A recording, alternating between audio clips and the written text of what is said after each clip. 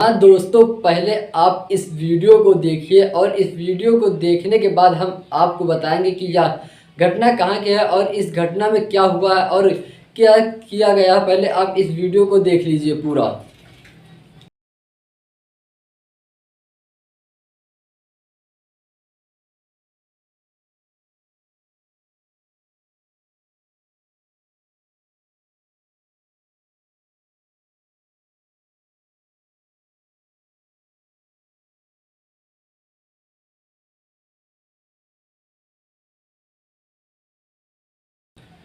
दोस्तों, आप सभी लोगों ने तो वीडियो को देख ही लिया होगा। इस वीडियो में आपने देखा होगा कि कुछ व्यक्ति हैं जो कि एक व्यक्ति के सर के सिर के बाल काट रहे हैं और कुछ लोग हो रहे हैं वहाँ पर उसे कुछ अभद्र गालियाँ भी दे रहे हैं और उससे उसकी जाति पूछ रहे हैं। दोस्तों, ये जो मामला है, जहाँ पूरा मामला उत्तर प्रदेश के इटावा का, अगर इसके बारे में आप अगर सोचेंगे सुनेंगे तो आप सोचेंगे कि शायद लोग कितना गिर सकते हैं और उनकी मानसिकता कहाँ जा चुकी है, वो जाति के पीछे कितना पागल हो चुके हैं। जाति क्या हो गई, उसी के पीछे लोग इतना पागल हो गए। जाति के आगे लोग यह नहीं देख रहे हैं कि हमारा धर्म क्या है, हमारा दायित्व क्या है और मानवता भी कोई चीज़ होती है। ये सारी हदें पार कर चुके होते हैं और बर्बरता करने लगते हैं।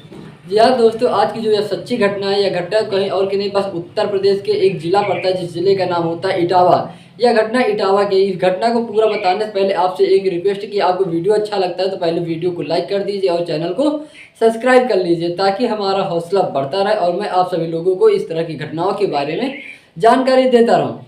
जी हाँ दोस्तों, मेरा नाम दीपू यादव है और मैं इस घटना को अब शुरू करता हूँ।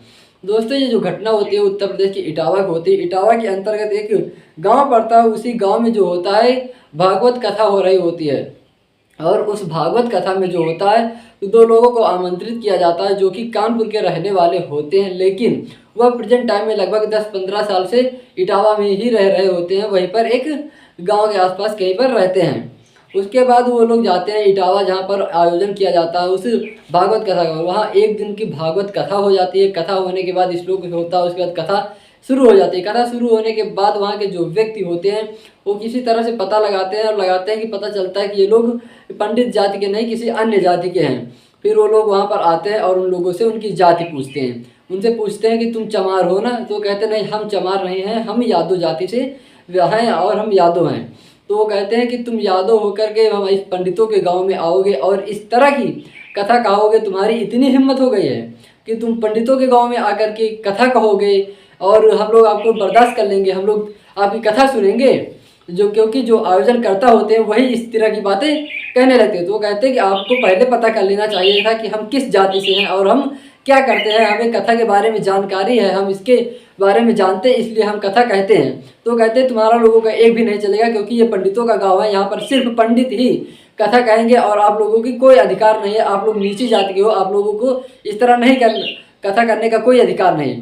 इस तरह की बातें जब कहने लगते फिर उन लोगों को वहाँ पर काफ़ी लोग होते इकट्ठा हो जाते हैं और उनको मारने पीटने का काम करने लगते हैं। फिर कुछ लोग आते हैं और उनको पकड़ते हैं। पकड़ने के बाद उनके सर के बाल काट देते हैं, उनको सर का आधे बाल काट देते हैं, उनके टकला कर दिया जाता है और उनको वहाँ पर काफ़ी बेइज्जत किया जाता है। बेइज्जत करने के बाद वहाँ पर जो एक महिला यजमान होती है वो खड़ी होती है और उसके पैरों में, उन यादव लोगों को उनके पैरों में नाक रगड़वाई जाती है और उनसे माफ़ी मंगवाई जाती है। माफ़ी मंगवाने के बाद जब उनका दिल नहीं भरता है, पंडित लोग जो होते हैं इससे और ज़्यादा बर्बरता पार करते हैं, इससे ज़्यादा और हद पार करते हैं। उसके बाद वो जो होते हैं पंडित की पेशाब लाते हैं और पेशाब लाने के बाद उन यादव लोगों पर छिड़कते हैं और छिड़कने के बाद कहते हैं कि अब तुम पवित्र हो गए हो, अब तुम कथा कह सकते, अब पवित्र हो गए हो तुम, अब पंडितों का पेशाब तुम पर पड़ गया है, तुम पवित्र हो गए हो। मैं उन लोगों से पूछना चाहता हूँ, उन लोगों की मानसिकता कितनी गिर चुकी है, कितना नीचे जाएंगे। क्या कोई धर्म में कहीं पर लिखा है या फिर किसी रामायण में या भागवत में या कहीं पर वेद में कहीं पर कुछ ऐसा लिखा है कि क्या पंडितों की पेशाब छिड़कने से कोई पवित्र होता है या नहीं होता है? उनकी केवल मानसिकता है। क्या भगवान के पास जब आप ऊपर जाओगे तो क्या आपसे भगवान पूछेंगे कि तुम पंडित थे और तुमने पेशाब छिड़क दिया तो लोग पवित्र हो गए हैं? इस तरह की जो उन्होंने कृत्य किया उसके बारे में आप क्या सोचते, कमेंट बॉक्स में जरूर बता दें। क्योंकि ये जो पंडित लोग होते हैं बहुत नीची मानसिकता के लोग होते हैं। क्योंकि हमारे भी कुछ मित्र हैं, हमारे भी जानने वाले हैं जो पंडित होते हैं, लोग बहुत सभ्य होते हैं और बहुत अच्छे भी होते हैं, लेकिन वहाँ के जो पंडित हैं उनकी मानसिकता से आप समझ सकते हैं कि वो पंडित नहीं बल्कि वो शूद्र से भी बेकार काम किया है और उनसे इससे भी घटिया काम क्या हो सकता है। अगर आपको नहीं अच्छा लगा, आपकी भावनाओं को ठेस पहुंचा, आपको यादों से कथा कहलवाना आपको अच्छे नहीं लग रहा, आपकी भावनाओं को ठेस पहुंच रहा था, तो आप नज़दीकी थाने में कंप्लेन करते, पुलिस आती, उन लोगों को पकड़ कर ले जाती और उनसे बताते कि इन लोगों ने हमारे धार्मिक भावनाओं को ठेस पहुंचाया है, इनके विरुद्ध कार्रवाई कीजिए। क्योंकि हम इस देश में रहते हैं जहां पर हमें समानता का अधिकार है, हक से जीने का अधिकार है। इस देश में एक अनुच्छेद 17 है जहां पर छुआछूत के बारे में भी बताया गया है कि कोई कहीं नीची कास्ट का नहीं होता, छुआछूत नहीं की जाएगी, कहीं पर किसी से भेदभाव नहीं किया जाएगा। यहाँ पर अनुच्छेद 17 का उल्लंघन किया गया है, जो समानता का अधिकार है उसका उल्लंघन किया गया, क्योंकि यहाँ पर बात सिर्फ एक यादव समाज की नहीं है, ना कि एक यादव की जिसका नाम मुकुटमणि है, ना इस बात मुकुटमणि की। यहाँ पर बात जो होती है वो पूरे यादव समाज की होती है और पूरे हिंदू धर्म की होती है, क्योंकि हिंदू धर्म में कुछ ऐसे लोग होते हैं जो इस तरह की घटनाएं करके पूरे धर्म को सर्वसार कर देते हैं और धर्म का ठेका उठा लेते हैं। क्या इस तरह की घटनाओं के बारे में अब कोई हिंदू संगठन सामने आएगा या फिर कोई धार्मिक संगठन जो होते हैं वो सामने आएंगे और उनको इसके बारे में न्याय दिलाएंगे? क्योंकि अभी इस बारे में चल रहा है, क्योंकि वीडियो जो सोशल मीडिया बहुत तेजी से वायरल हो रहा है, वायरल होने के बाद जब पता चला धीरे धीरे बहुत ज़्यादा की तरफ फैलने लगा। अब इस पर कुछ लोगों की प्रतिक्रियाएं भी आने लगी है। इस पर सपा प्रमुख जो अखिलेश यादव होते हैं उन्होंने ट्वीट करके भी बताया, और वो जो तीनों यादव होते हैं, जो दो तीन लोग वहाँ पर मौजूद होते हैं जिनको बेइज्जत किया गया है, उन लोगों को बुलाते हैं, बुलाने के बाद अपने यहाँ पर जो प्रेस कार्यालय होता है वहाँ पर उनसे आयोजन करवाते हैं, उनसे भजन गवाते हैं और उसके बाद वहाँ पर उन लोगों को साल उठाकर सम्मानित भी करते हैं। आप फोटो लगा दें, आप फोटो देख सकते हैं, उनको सम्मानित करते हैं और 51 हज़ार रुपये भी देते हैं, क्योंकि वो इटावा की बात होती है और अखिलेश यादव उन लोगों का सम्मान करते हैं। इस लोग जो पंडित होते हैं पता नहीं किस तरह के होते हैं, हमने बहुत सारे पंडितों को देखा है जो इस तरह की घटनाएं करते हैं। और उसके बाद यहाँ पर पंडित आप केवल कहने से पंडित नहीं होते, आपके अंदर पंडित वाले गुण होने चाहिए, तब आप एक पंडित कहलाओगे। यहाँ पर मैंने बहुत सारे पंडितों को देखा जो कि मीट खाते, मांस खाते, मुर्गा खाते, मछली खाते और न जाने क्या क्या करते हैं और खुद को पंडित कहते हैं। क्या ये पंडित है? ये तो शूद्र से भी बेकार और शूद्र से बदतर भी मुझको लगते हैं, क्योंकि इन लोगों को पंडित बनाया किसने?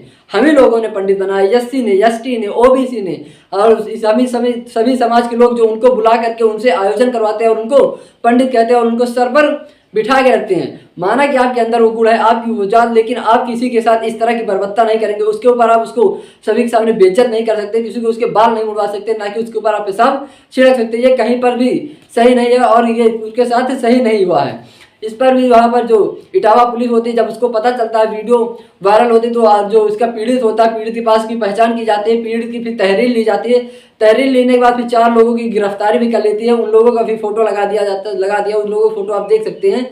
ये 4 लोगों की गिरफ्तारी होती है और बाकी सभी लोगों की गिरफ्तारी के लिए अभी पुलिस ढूंढ रही है और वीडियो के आधार पर अभी भी जांच कर रही है। लेकिन इस वीडियो को और इस घटना को सामने आने से पहले जो हमारा समाज होता है उसमें समाज में बहुत गलत संदेश गया, क्योंकि ऐसा उन लोगों को नहीं करना चाहिए। आपकी धार्मिक भावनाओं को ठेस पहुंचे, आप थाने जाते वहाँ पर FIR दर्ज कराते, या फिर आप कथा करवाने से पहले या उनको बुलाने से पहले उनकी जाति का पता कर लेते कि वो किस जाति से संबंधित है और क्या करते हैं, तब आप उनको बुलाते। लेकिन आपने कुछ ऐसा नहीं किया और उनके साथ आपने बदतमीजी की और अभद्रता और इतना गलत व्यवहार किया कि शायद कोई सोच नहीं सकता था।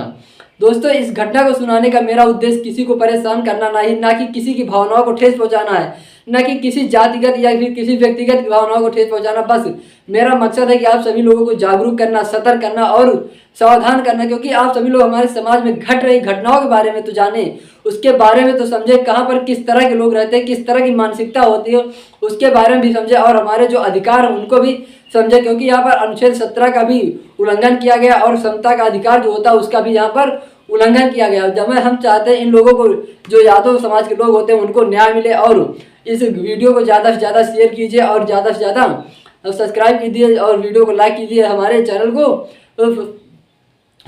को सपोर्ट कीजिए, ताकि हम आप सभी लोगों को इस तरह की घटनाओं के बारे में जानकारी देते रहें। अपना और अपनों का ख्याल रखें, सुरक्षित रहें, स्वस्थ रहें, मस्त रहें। मिलते हैं आपको अगली किसी नेक्स्ट वीडियो में, तब तक के लिए जय हिंद, वंदे मातरम।